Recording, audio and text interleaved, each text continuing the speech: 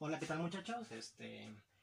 Pues vamos a seguir con esta segunda parte del curso. Me hicieron comentarios de que el video pasado pues no se escuchaba bien en la primera parte. Es que pues me grabé la computadora. Entonces, como nunca me había grabado la computadora, no sabía que pues que el micrófono era mejor usar manos libres o algo así. Pero me dijeron que la segunda parte sí se escuchó decentemente bien.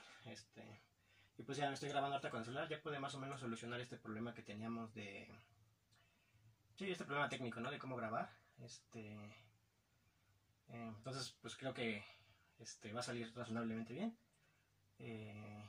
Pues vamos a continuar con la parte en la que nos quedamos. Si se acuerdan, pues motivé un poquito de hacia dónde va el curso, pero ahora ya es hora de entrar en forma.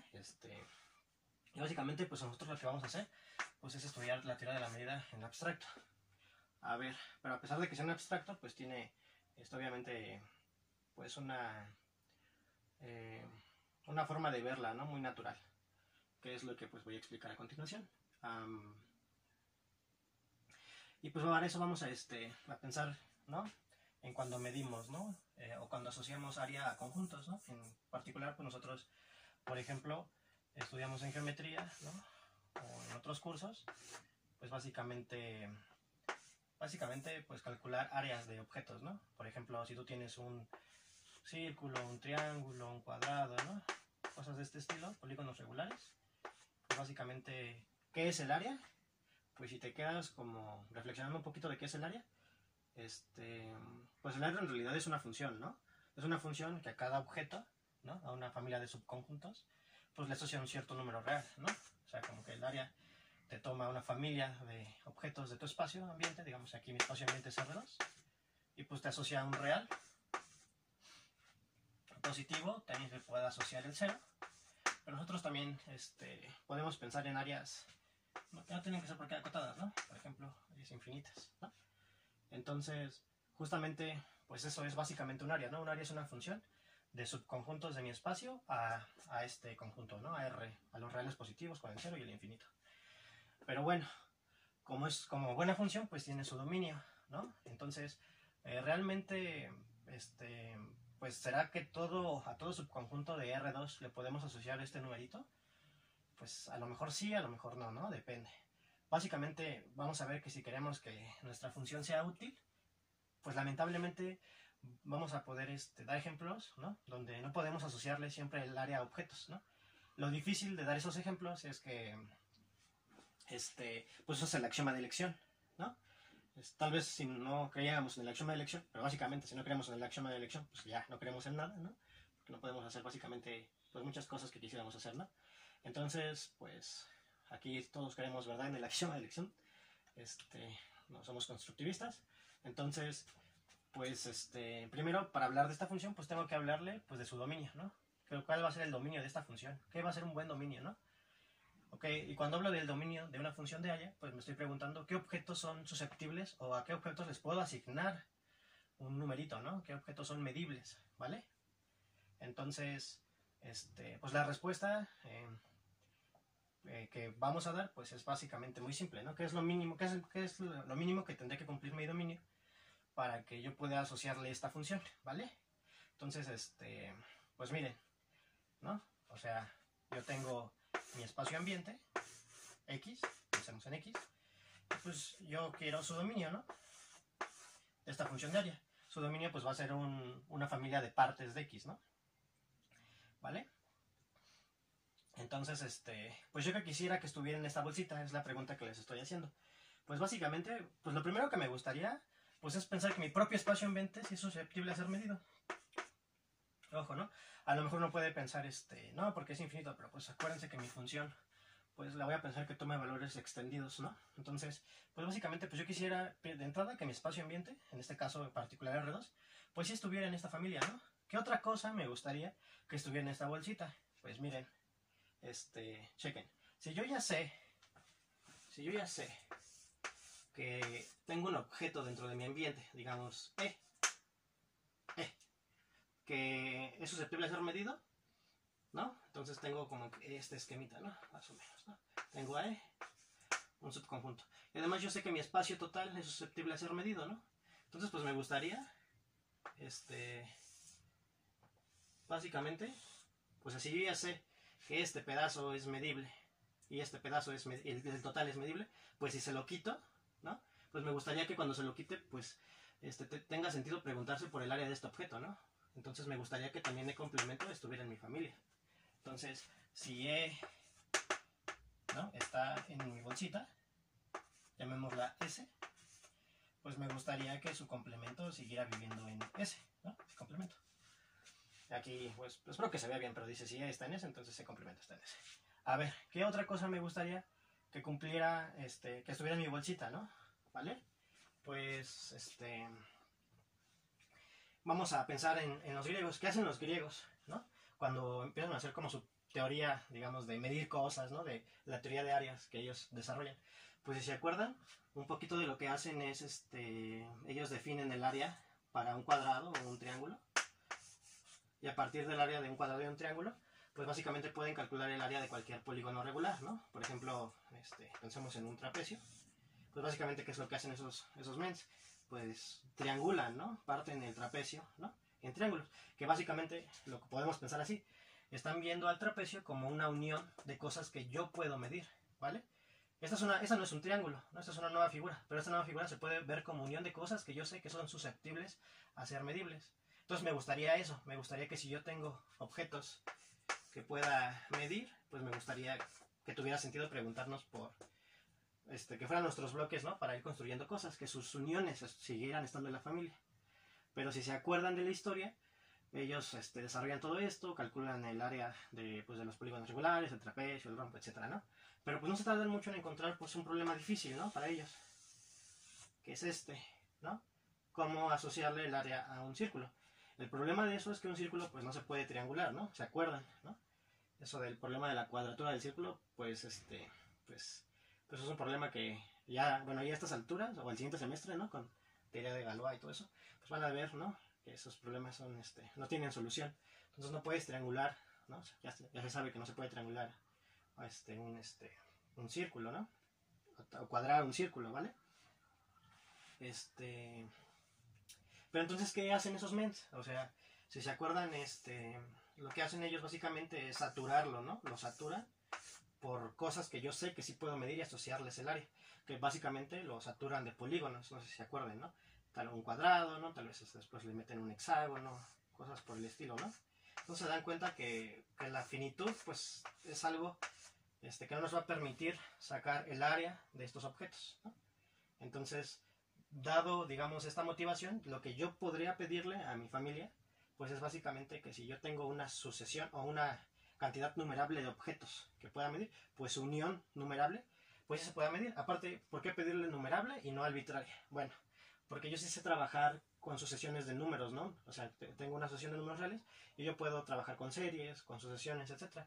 Cuando yo tengo una cantidad no numerable de cosas, pues ya sabemos que pues es muy difícil, ¿no? ¿Cómo sumamos o cómo le haríamos, ¿no?, para ese tipo de cosas, ¿vale? Entonces, aparte sabemos que el cardinal de los naturales es digamos que el más tratable, ¿no?, el que nosotros sabemos más manejar de nuestros cursos de análisis y de cálculo, ¿vale?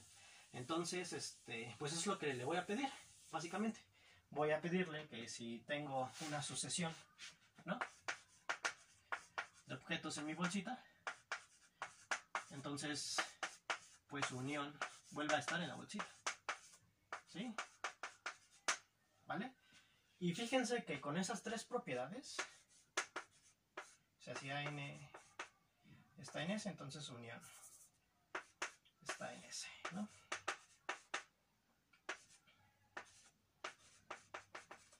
¿Vale? Entonces, fíjense que con esas tres propiedades que yo voy a pedirle a mi bolsita, pues es como que lo mínimo que yo podría pedirle. Ok, alguien puede pensar, no, pero pues también pídele intersecciones, también pídele diferencias, también pídele uniones finitas, porque pues tú estás agarrando puras uniones numerables, ¿no? Pero fíjense que lo que vamos a ver en esta sesión es que pues que no es necesario. O sea, solo con estas tres propiedades yo puedo deducir todas las demás. Por ejemplo, a mí me gustaría tal vez decir, pues yo quiero que el vacío sea susceptible a ser medido, ¿no?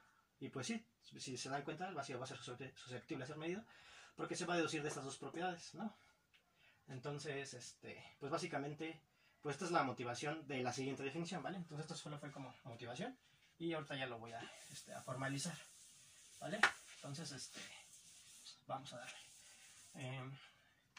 Entonces, va, definición.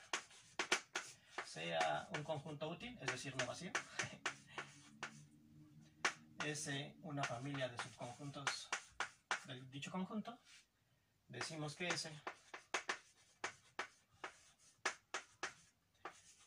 es una sigma álgebra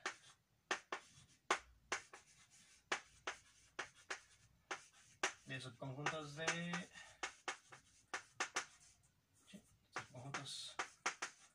X, ¿vale? Una sigma álgebra, entre paréntesis le voy a poner álgebra, voy a definir dos cosas de una vez.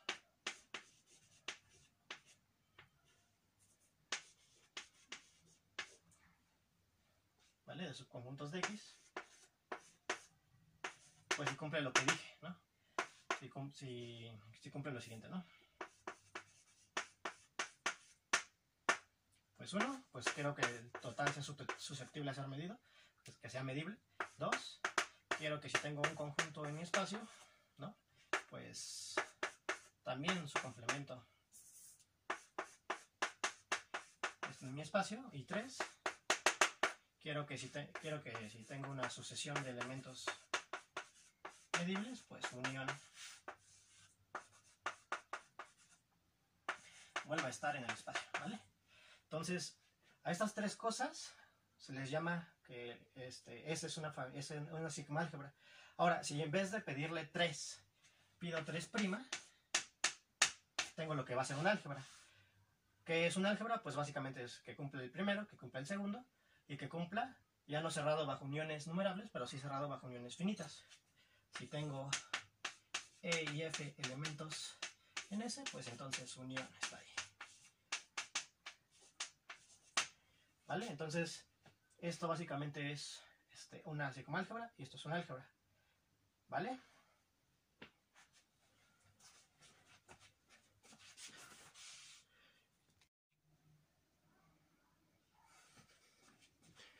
Ok, si tengo X un conjunto no vacío, S una familia de subconjuntos de X es sigma álgebra.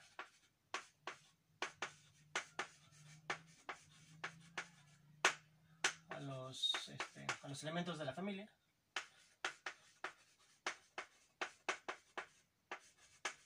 les llamaremos medibles, ¿vale?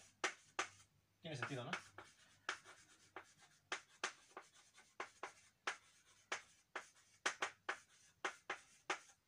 Pues unas observaciones que podemos hacer inmediatamente de la definición, pues son las siguientes. Observaciones. Si tengo X no vacío, S una sigma álgebra de subconjuntos de X,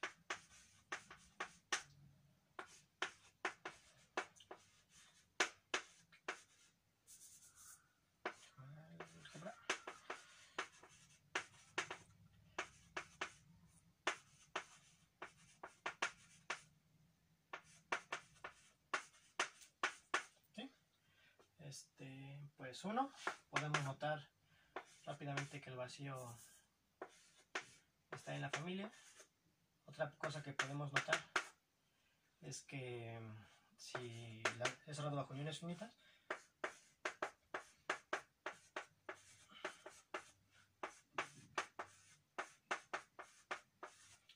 de aquí concluiríamos que también que toda sigma álgebra es álgebra. Es cerrado bajo intersecciones finitas.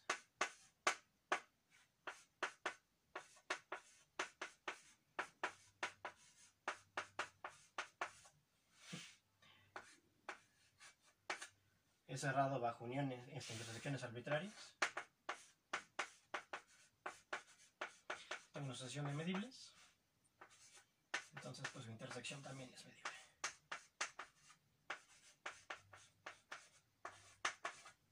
¿Qué más se les puede ocurrir? Pues es cerrado bajo diferencias, cerrado bajo diferencia simétrica, ¿vale? Con estas tres, estos cuatro que creo que es suficiente por el momento, ¿vale? Entonces, pues las voy a probar rápidamente. Pues uno es, si no, te agrego más ahí, ¿no? a la lista, pero pues por lo menos son las básicas, ¿no? Uno, pues es rápido porque, pues por hipótesis, X está en, pues en la familia. Y por 2, decía que era saldo bajo complementos.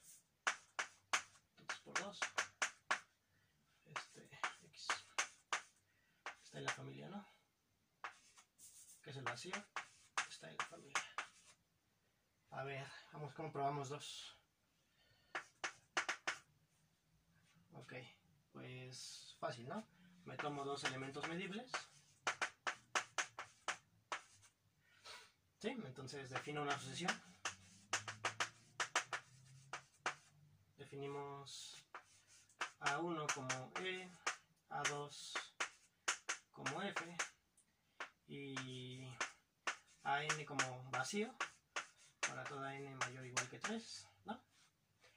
Todos estos elementos están en la familia, E y F están por hipótesis, el vacío está por el inciso anterior. Entonces la unión numerable de todos ellos, que les llamé AI, desde igual con un hasta infinito, que básicamente es unir los primeros dos, A1 unión A2, porque todos los demás son vacíos, que esto básicamente es E unión F, ¿no? Que por hipótesis está, bueno, por el axioma 3, esto está en la psicoálgebra, ¿vale? Entonces 1 ya, 2 ya, 3 pues ya es rápido, porque pues si tengo que E y F son elementos de S, pues de ahí concluyo que pues E unión F por el inciso anterior está en S, ¿vale? Pero no, más fácil. Y lo estoy complicando un poquito, ¿vale? Pues si E y S están en S, pues entonces E complemento y F complemento están en S, ¿no? Porque es cerrado bajo complementos. Por el inciso anterior, es cerrado bajo uniones. E complemento, unión F complemento, pues está en S, ¿no? Y por otra vez es cerrado bajo complementos. Entonces todo esto vuelve a estar en S, ¿vale? Pero esto ¿quién es? Pues por leyes de Morgan es intersección F, ¿no? ¿Vale? Que está en F. Voy a poner así con palabras, está en F, en S. ¿Vale? 3, 4, pues 4 es lo mismo, ¿no? Voy a borrar aquí. Bueno, sí. 4, es rápido, ¿no? Pues si tengo una sucesión de medibles, pues eso es usar nomás leyes de Morgan, ¿no? Pues yo sé que por la intersección de todos ellos, pues lo puedo ver como la unión de estos con complementos. Todos estos están en S porque es cerrado bajo complementación, todos estos están en S porque es cerrado bajo unión, y otra vez todo esto vuelve a caer en S porque es cerrado bajo complementación, ¿no? Entonces, pues en efecto, todo esto vuelve a estar en S, ¿vale? Si quieren le ponemos 5 de una vez, que es cerrado bajo diferencia, ¿no? Si E y F están en S, entonces E menos F está en S, ¿no? Pero esto es inmediato, ¿no? También. Básicamente, pues notemos que E menos F, pues es E intersección F complemento, ¿no? Sí. ¿Vale? E está en F, ¿no? Como F está en S, pues su complemento está, y pues por el inciso anterior o anterior, pues la intersección también vuelve a estar en S, ¿no? ¿Vale? Entonces, pues sí, reporta súper chido. Ok, bueno, después de ver algunas observaciones inmediatas de la psicoálgebra, podemos darnos cuenta que podemos tener más de una definición de psicoálgebra, ¿vale? Que es justamente para no que me vean escribir todo, pues ya me salté esta parte y ya lo escribí. Entonces estas son las definiciones, algunas definiciones alternativas, ¿no? Puse otras dos, hay más, ¿no? Ahí pues ustedes pueden jugar y pueden encontrar muchas definiciones, ¿vale? Pero miren, si tengo un conjunto no vacío, es una familia de subconjuntos de X son equivalentes, pues y 2i y 3i, ¿no? O 1, 2 y 3. Pues que ese sea sigma álgebra, es decir, que el total esté, que sea cerrado bajo complementos y que sea cerrado bajo uniones numerables, ¿no? Esto es básicamente la definición de sigma álgebra. 2. Podemos cambiar que sea cerrado bajo complementos porque sea cerrado bajo diferencias finitas, es decir, que si E y F están en S, pues su diferencia, E menos F, está en S. 3. Pues podemos cambiar, en uno podemos cambiar uniones por intersecciones. Podemos hacer varias versiones, ¿no? Por ejemplo, a 2 en vez de pedirle uniones numerables, lo podemos también cambiar por diferencias numerables, ¿no? Incluso hay ejercicios un poco más interesantes, ¿no? Donde podemos tener otro tipo de definiciones de sigma álgebra, ¿no? Pero bueno, ahí dependiendo de... Porque a veces les vamos a pedir probar que ciertas cosas sean sigma álgebras, pues que tengan más de una definición, ¿no? Para probarlo.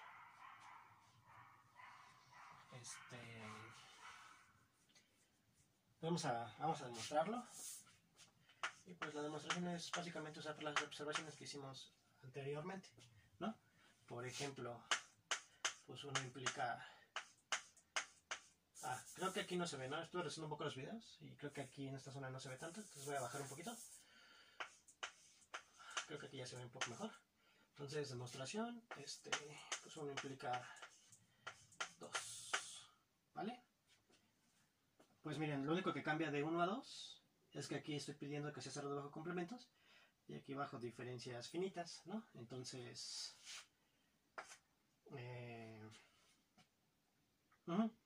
entonces, pues por la observación, ¿no? Yo probé que si tengo una sigma álgebra, entonces cerrado bajo diferencias finitas.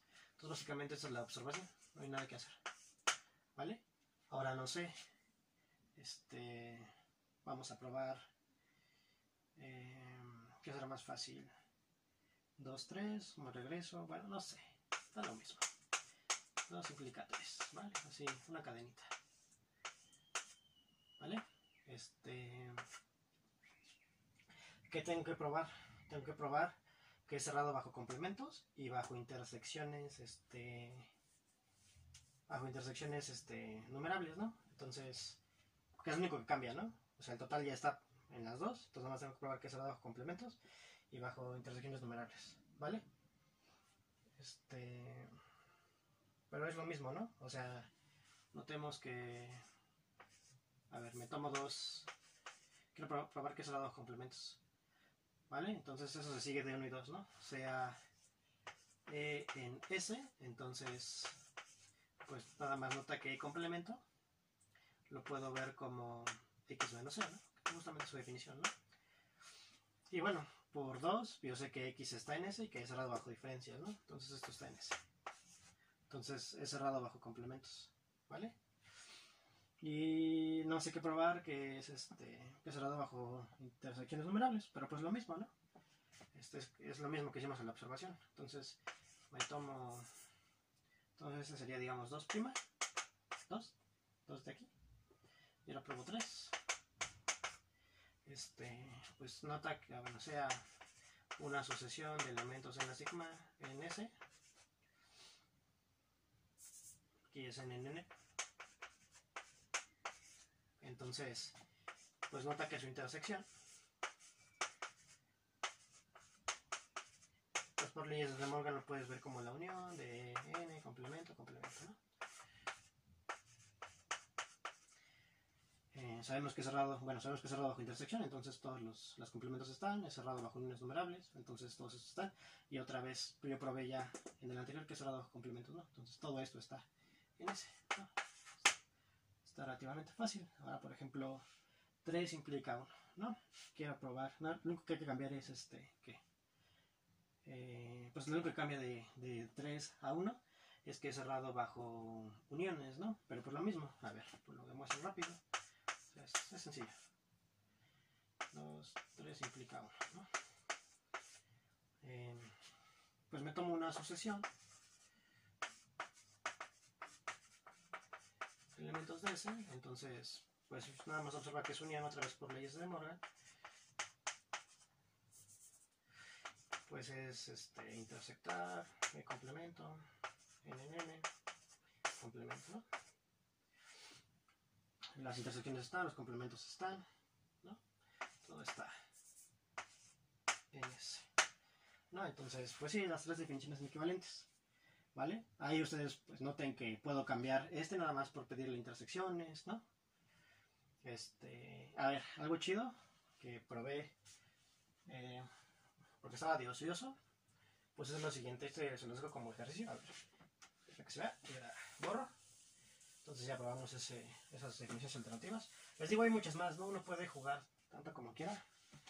Por ejemplo, les platico lo que a mí se me ocurrió. Entonces yo probé que ese es sigma álgebra. Que no se ve aquí, ¿verdad? Ese es sigma álgebra.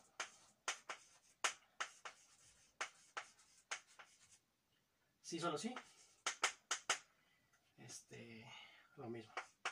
El total está en S. 2. Esta está divertida, ¿eh? Es cerrado bajo intersecciones finitas.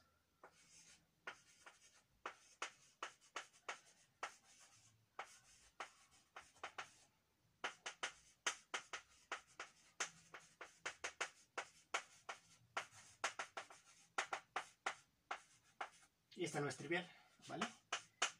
Ahí las dejo para que se diviertan un rato. Y si tengo una sucesión de elementos en S, entonces la diferencia simétrica numerable vuelve a estar en S, ¿no? Entonces esto es algo muy divertido. En esta se van a divertir un rato, ¿no? No es fácil, ¿va? No es fácil. Bueno, por lo menos a mí no me sería tan fácil, ¿no? Y bueno, fue algo que pues yo tenía intuición, ¿no? De que pasaba esto y pues sí vi que sí pasaba. ¿Qué iba a decirles? Aquí iba a decirles algo. Ah, sí, bueno, pues estos nombres de álgebra y pues no es de gratis, ¿no? Eso ya lo verán con César. Ah, sí, otra cosa que quería mencionarles es que César va a hablarles de otras estructuras todavía que están un poco más abajo de las álgebras y las sigmoálgebras. César va a hablarles de estructuras, por ejemplo, algo que se llaman semianillos y anillos, ¿no? Que son estructuras parecidas a estas, ¿no? Por ejemplo, bueno, ya lo verán con él, ¿vale? Y pues los nombres de anillo, semianillo, álgebra, pues no son de gratis, ¿no? Sí tienen que ver con esas estructuras que ustedes conocen del álgebra, ¿vale? Si hay una correlación, ¿vale? O sea, sí se le puede dar una estructura algebraica a esta familia de conjuntos, ¿vale? Bueno, entonces ya vimos algunas definiciones alternativas y vamos a ver a continuación otras cositas.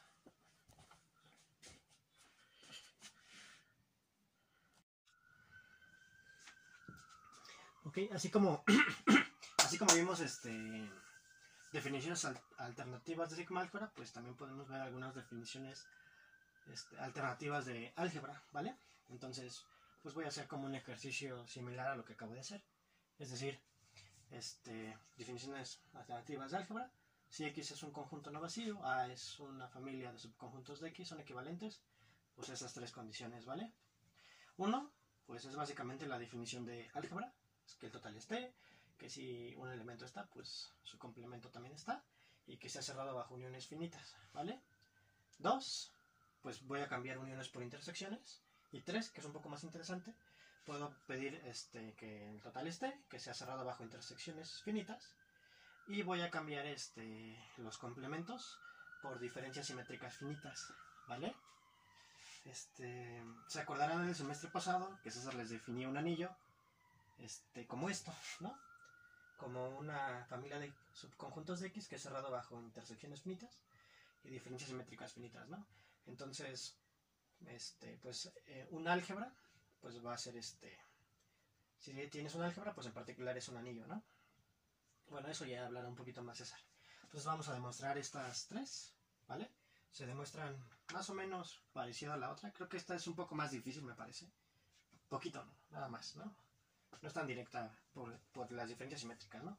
Uno implica dos es, pues eso sí es rápido, ¿no? Pues, a ver, uno implica dos. Lo único que cambia, pues como les decía, ¿no? Es que aquí pido intersecciones y aquí uniones, ¿no? Entonces me voy a tomar dos elementos en la familia, ¿no? Otra cosa es que, si notan aquí le puse como una garigoleada, Y cuando hablo de sigma álgebra le pongo una S, ¿no? Entonces es como una notación estándar más o menos para los analistas. Para los que hacen teoría de probabilidad, ellos a veces denotan más a la sigma álgebra como A. Bueno, entonces hay que tener cuidado, ¿vale? Pero yo voy a denotar las álgebras con Asgard y goleadas y las sigma álgebras como S, ¿vale? Para que lo tengan en cuenta. Vale, entonces E, A, E y F en el álgebra. Yo quiero demostrar que su intersección está. Entonces, nada más nota que intersección F, pues otra vez puras leyes de De Morgan, ¿no? Es E complemento, unión, F complemento, complemento, ¿no? Y lo mismo que hace rato. Pues es cerrado bajo complementos, los complementos están, y es cerrado bajo uniones. Entonces todo esto está otra vez en el álgebra, ¿no? Y ahora, yo una vez voy a regresar, ¿vale? 2 implica 3, 2 implica 1, pues es lo mismo, ¿no? Es exactamente lo mismo. Yo tomo dos elementos, sean, ¿no? Aquí sean E y F en el álgebra, entonces E unión F, pues lo puedo ver otra vez, ¿no? E complemento, intersección F complemento, complemento.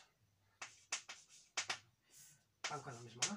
Ahora voy a demostrar, como ya demostré que son equivalentes, pues voy a demostrar 1 si solo si 2 implica 3. Entonces, a ver, 1 si solo si 2 implica 3. ¿Vale? Entonces quiero demostrar que es cerrado bajo diferencias simétricas finitas. Me tomo E y F elementos en el álgebra. Entonces, pues nota que E diferencia simétrica F. Pues ¿quién es? Pues lo puedo ver como E menos F. Voy a convenir verlo así. Unión F menos E, ¿no? Que esto a su vez, ¿quién es? Pues es E intersección F complemento, unión F intersección E complemento, ¿no? Entonces, pues ya sé que es cerrado por estos dos, que es cerrado bajo intersecciones y uniones finitas, ¿no? Entonces, y también bajo complementos finitos, ¿no? Entonces, entonces pues ya lo tengo, ¿no? Tengo intersecciones, o sea, todo lo puse en términos de intersecciones, complementos y uniones, ¿no? Entonces todo esto está ahí, ¿no? Ok. Ahora voy a demostrar, ¿cuál me gustaría demostrar? A ver. Pues puedo mostrar que 3 implica cualquiera de el 1 o el 2, ¿no? Aquí déjame pensar un poquito, ¿cuál me conviene? 1. ¿Vale? Ok, ¿cómo lo voy a probar? Yo sé que, que la familia es cerrada bajo intersección, bueno, está el total, es cerrada bajo intersecciones y diferencias simétricas finitas, ¿no? Y yo quiero demostrar que es cerrado bajo, bajo complementos y bajo uniones finitas.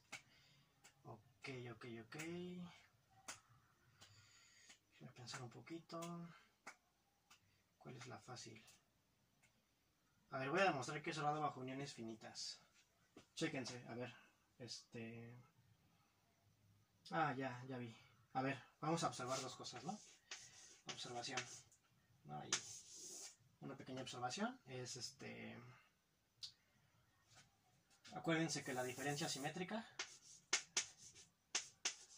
pues ¿quién es? Puedes verlo de dos formas, ¿no? O sea, A diferencia simétrica B, lo puedes ver de dos formas. Las dos formas de verla nos va a convenir. La puedes ver como A menos B unión B menos A, o la puedes ver como A unión B menos B menos A intersección B, ¿no?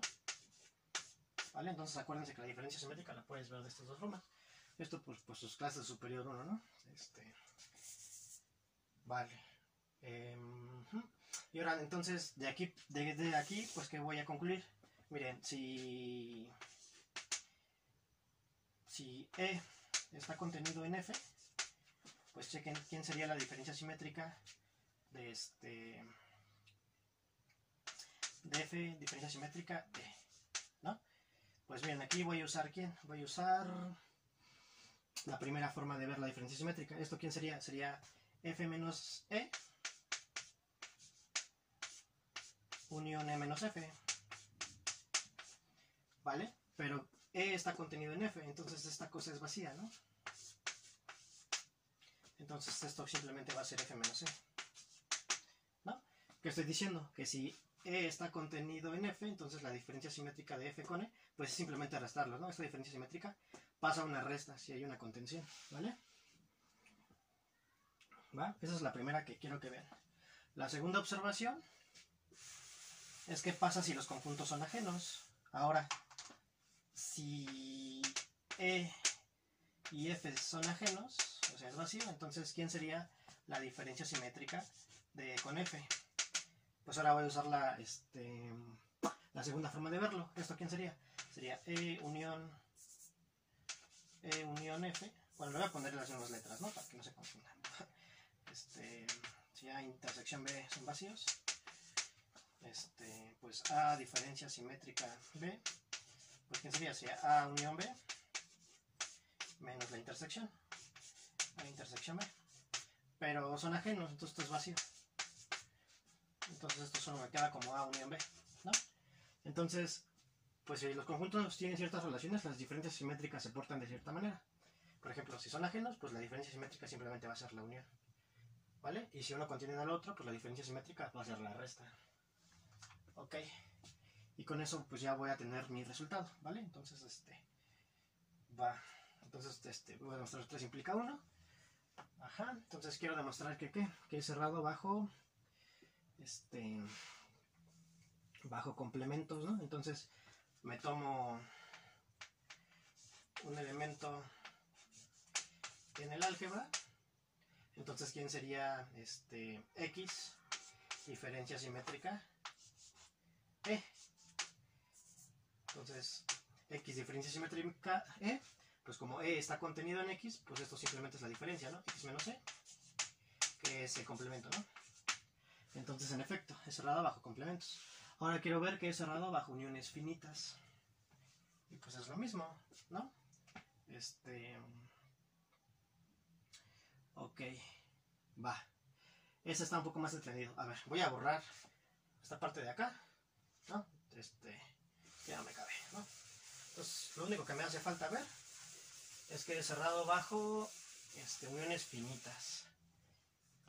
Entonces, vean, me tomo dos elementos E y F en el álgebra. Yo quiero ver que E unión F está en el álgebra, ¿vale? Pero a ver,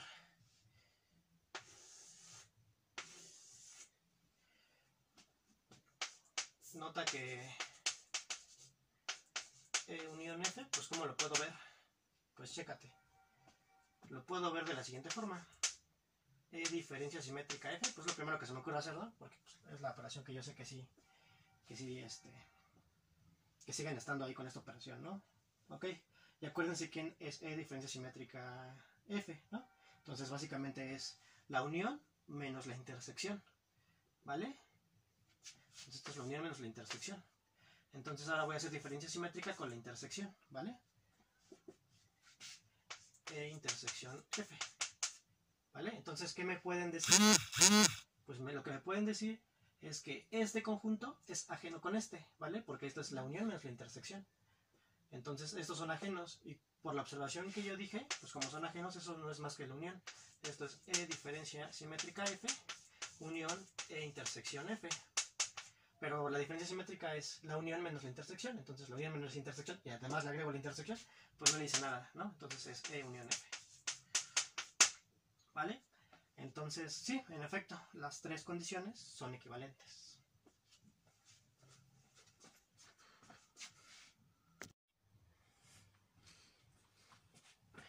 Ok, ahora me gustaría ver, bueno, ya vimos un poquito de teoría, que es una álgebra, que es una sigmoálgebra, algunas equivalencias, algunas observaciones.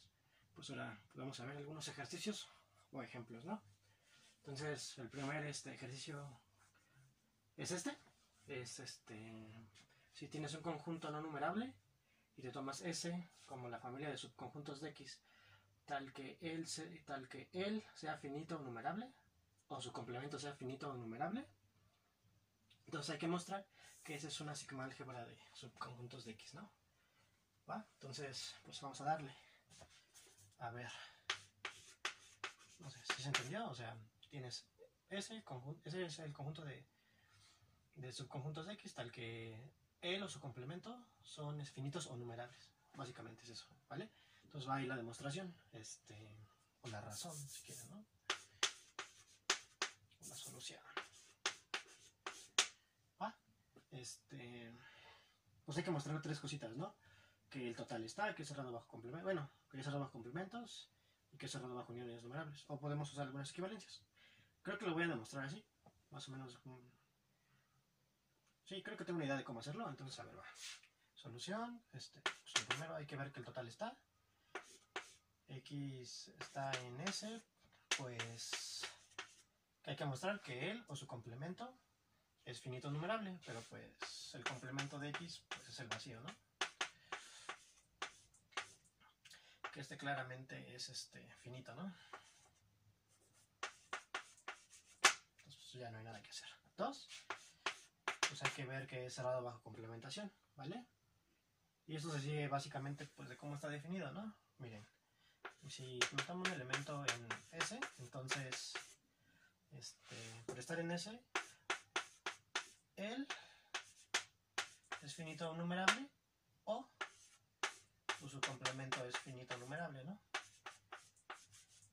Entonces yo quiero ver que pues, su complemento está en la familia, ¿no? Entonces pues el complemento por esto es finito numerable o el complemento de que sería E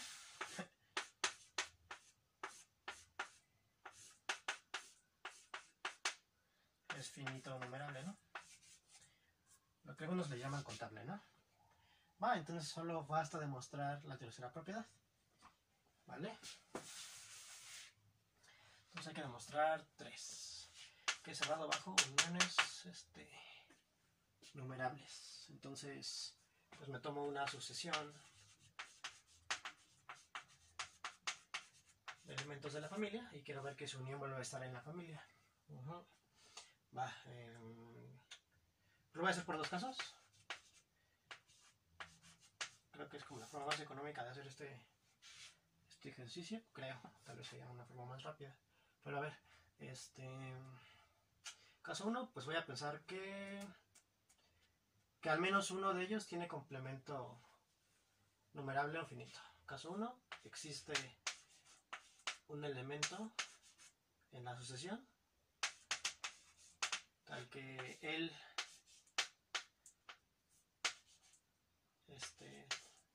tal que su complemento es finito o numerable, ¿no? Entonces, pues chequen.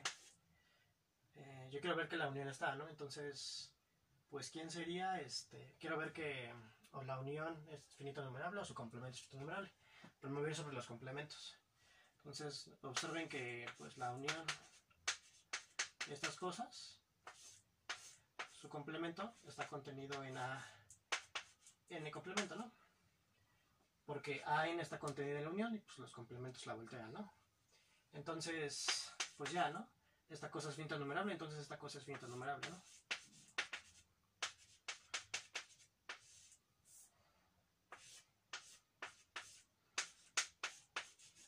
¿Sí? Y pues entonces quiere decir que la unión está en la familia, ¿no?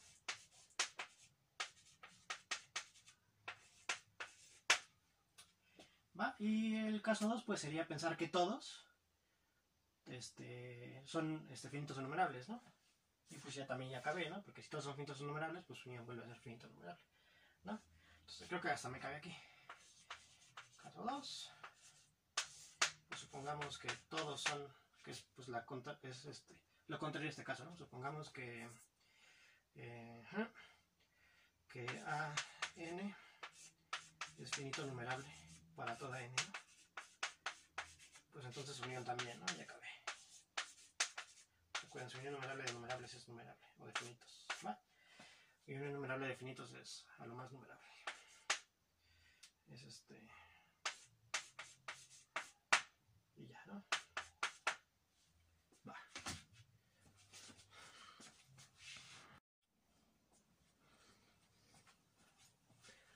Ok, ahora vamos a hacer un segundo ejercicio. Me dicen que si tengo una función que va de x a y y tengo una sigma álgebra en y, si me considero este conjunto que es la imagen inversa de esa sigma álgebra, o sea, son todos las imágenes inversas de todos los elementos de la sigma álgebra en y. Obviamente este es un subconjunto de x, entonces me piden probar que esta cosa es una sigma álgebra de subconjuntos de x. Es decir, ¿no?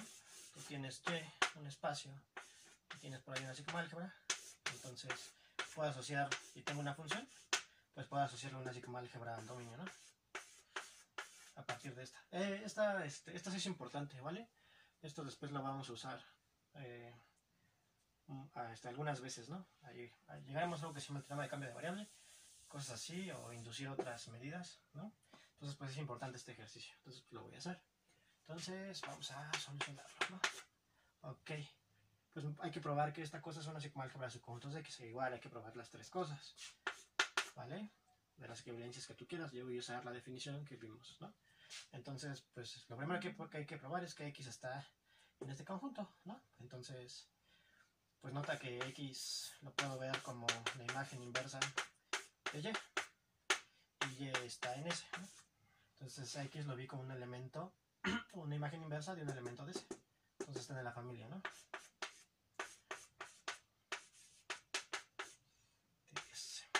¿Vale? Ahora, 2, pues yo quisiera ver qué será de complementos, ¿vale? Va, entonces me tomo un elemento en f a la menos 1 de S. Entonces, como E está en f a la menos 1 de S, entonces existe un, digámosle, f en S, tal que pues es la imagen inversa, ¿no?, de ese elemento. ¿Va? Entonces, ¿quién sería el complemento? Entonces el complemento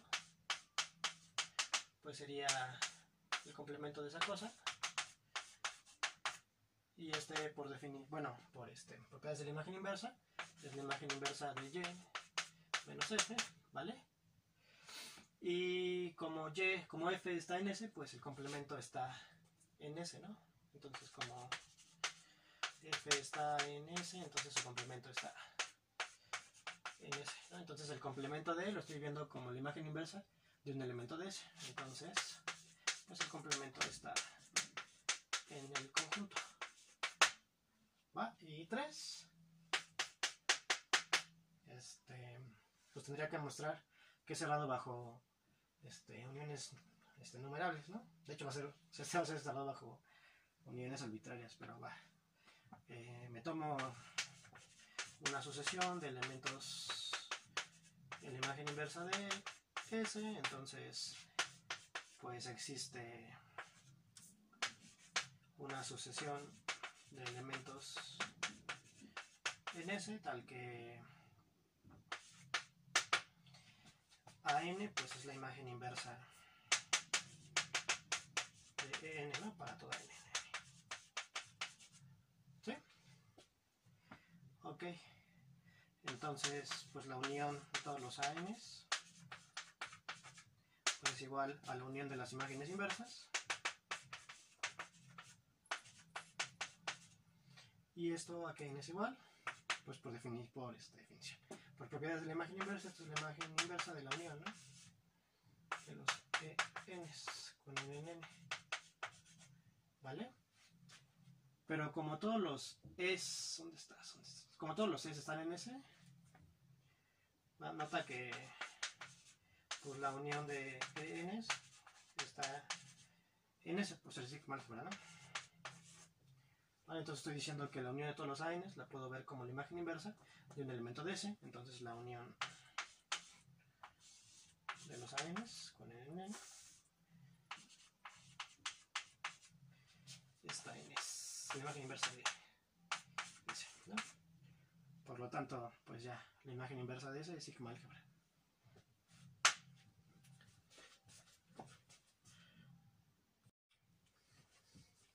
Ok, este sería el ejercicio 3. El ejercicio 3 me dice lo siguiente. Ahora, si yo tengo una sigma álgebra en X y un conjunto A no vacío, Entonces puedo probar que las intersecciones corriendo sobre E con A, pues también es una sigma álgebra. Se va a denotar así. Entonces básicamente me está diciendo algo así, ¿no? Tienes X, ¿no? Tienes A, un conjunto no vacío, A, y tienes una sigma álgebra en X, ¿no? Algo así, piénsalo, ¿no? Entonces, pues yo puedo inducir una sigma álgebra en A partir de la sigma álgebra en X, ¿cómo? Pues simplemente son todas las intersecciones de los elementos de la sigma álgebra de X con A, ¿vale? Y va a ser una sigma álgebra para A, ¿va? Entonces, pues básicamente es lo que me piden demostrar. Aquí lo podemos hacer así tal cual, con la definición, pero no lo voy a hacer así, ¿vale? Lo voy a hacer de otra manera. ¿Cuál es la otra manera que voy a hacer? Pues fácil, ¿no? Voy a considerar una función que vaya de A en X, ¿no? Y que su imagen inversa de la sigma álgebra, pues sea este conjunto. Pues ¿quién se te ocurre? Si lo piensas un ratito, pues seguro te va a ocurrir la inclusión, ¿vale? Ok, entonces voy a demostrar que la imagen inversa de la inclusión de la sigma álgebra, pues es justamente ese conjunto, ¿vale? Entonces, y acabé por el ejercicio anterior. Ok. Vale, entonces solución, considera la siguiente función. Considera i iota, ¿no? Es que tengo un problema, ¿no? Como que no me sale bien. Entonces voy a poner i, pero acuérdense que la inclusión se nota con una iota, ¿no? De ay. ¿Sí? La inclusión de a x, ¿no? Y con esa inclusión, pues lo ponen así, ¿no? Ajá. Entonces, pues, ¿quién sería la imagen inversa de la inclusión de la sigma álgebra, ¿no? Bajo la inclusión. Pues simplemente, por definición, ¿quién es? Esta es la imagen inversa de todos los elementos de la sigma álgebra. Serían feas las llaves. Ok. Y ahora, pues simplemente, ¿quién es este conjunto por definición? Pues la imagen inversa son todos los elementos en X que van a parar a E, ¿no? Entonces esto es igual. Son todos los X en X, tal que I de X está en E, tal que E está en S, ¿no? Y pues esto son todos los X en X, ¿no? Tal que X, la inclusión de X pues es X, ¿no? Tal que X esté en E, tal que E está en S, ¿no? Entonces son todos los X en X, tal que X está en E, pues son todos los X en la intersección, ¿no?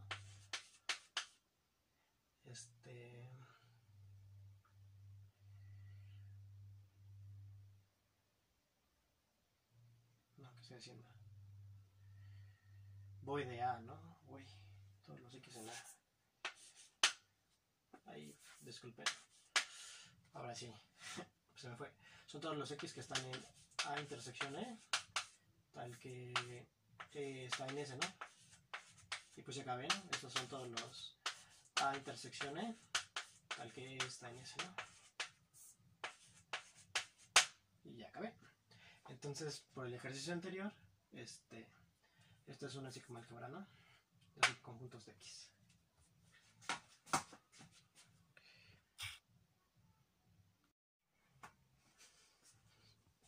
Ok, esto sería el ejercicio 4. Me dice que ahora si tengo una función que va de X a Y, tengo una sigma álgebra en X, entonces el conjunto dado por esta expresión son todos los elementos en Y, tal que al regresarlos les pego un elemento de S, es una sigma álgebra de elementos en Y. A ver, eso quiere decir, ¿cómo lo podemos imaginar? Pues tienes X, ¿no? Tienes Y, ¿no? Y en un primer ejercicio vimos que si tú tenías una sigma álgebra en Y, pues cómo le asociabas una sigma álgebra en X, que básicamente pues era regresar los elementos, ¿no? Ahora tienes la situación un poco opuesta, ¿no? Tienes una sigma álgebra en X y tú quieres asociarle una sigma álgebra en Y. ¿Cómo le harías? Pues mira, lo que está diciendo este ejercicio es simplemente tómate todos los elementos aquí, tal que al regresarlos les pegas a un elemento de la sigma álgebra, ¿vale? Es este conjunto. Y te piden demostrar que este conjunto es una sigma álgebra de elementos de Y. ¿Vale? Entonces, pues, vamos a hacerlo, ¿no? Entonces, solución, pues 1, pues hay que ver que... Le voy a llamar este conjunto sigma, ¿vale?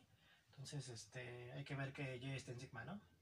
Entonces, pero nota que la imagen inversa de Y, pues es X, que está en S, ¿no?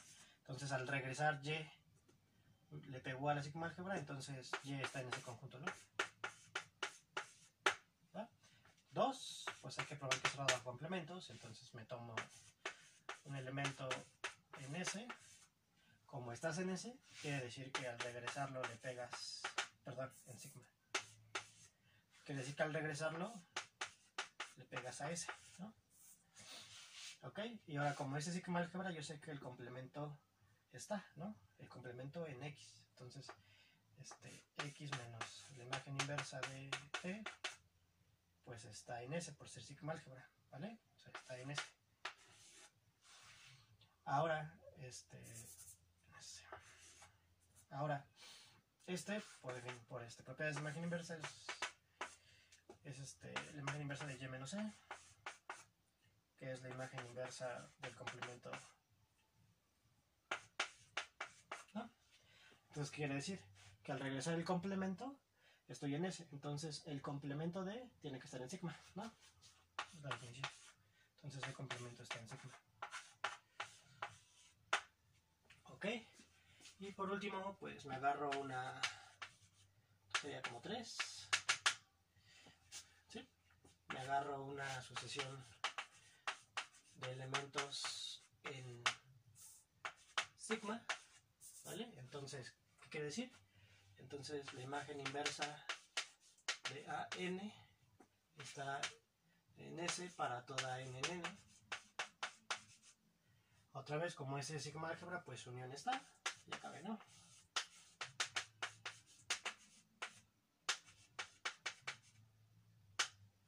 Está en S, ¿no? Pero ¿quién es? Pues la unión de la imagen inversa es la imagen inversa de las uniones.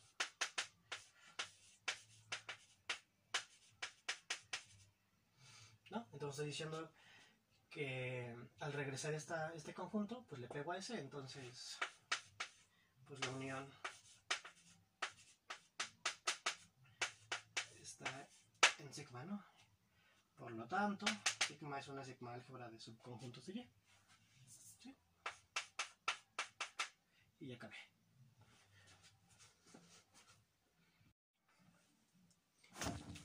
Y por último vamos a ver el siguiente ejemplo. Creo que es el 5 me parece. Y dice lo siguiente. Ahora, si tú tienes A un subconjunto de X no vacío y tienes una sigma álgebra de subconjuntos de A, entonces la familia la familia que consta de todos los subconjuntos en X, tal que E intersección A está en la sigma álgebra, pues es una sigma álgebra de subconjuntos de X. A ver, lo explico rápido. Básicamente ahora tienes una situación como muy parecida a la que teníamos anteriormente, ¿no? Tienes el espacio X, tienes A un conjunto no vacío, por ahí, ¿no? Y tienes una sigma álgebra de subconjuntos de A, ¿no? Ahora yo a partir de esta sigma álgebra de A, pues puedo darle una sigma álgebra X. ¿Cómo? Pues van a ser todos los subconjuntos de X, tal que su intersección, ¿no?, con A, pues sea un elemento de la sigma álgebra de A, ¿no? Igual se puede hacer por definición, pero lo vamos a hacer usando el ejercicio anterior, ¿vale? ¿Cómo? Pues voy a tomarme exactamente la función natural que se les está ocurriendo, que pues creo que es la inclusión, ¿no? O sea, tienes A incluyes en X, ¿no? Acuérdense, la inclusión, pues es a X lo mandas a X, ¿no? Y bueno, es que es una iota, pero no me sale, no me acuerdo cómo es la iota. Pues vamos a demostrar que esta es una sigma álgebra con el ejercicio anterior, ¿vale? Entonces, pues ahí va, ahí vamos pues la idea. Entonces, creo que sí me cabe acá. A ver, considera la función, la siguiente función.